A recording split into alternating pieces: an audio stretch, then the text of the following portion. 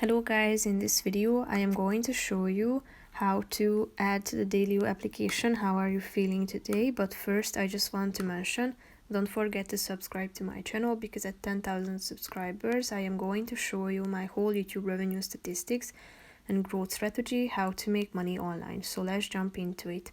First of all, open the application on your phone.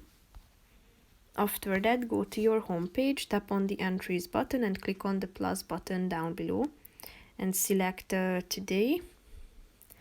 Then you can select the date if you want to change it, and then you should indicate how you're feeling today by the help of these smileys or emojis.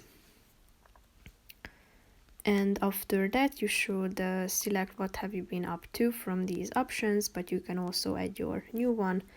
Then you can add your note, type it in into this bar, and then you can add the picture if you would like to do so. Then click on the save button down below, and as you can see, it has been added to today's entries section. If you want to edit it, just tap on it and click on the edit note button. So that's pretty much it for this video, guys. See you in the next one. Bye bye.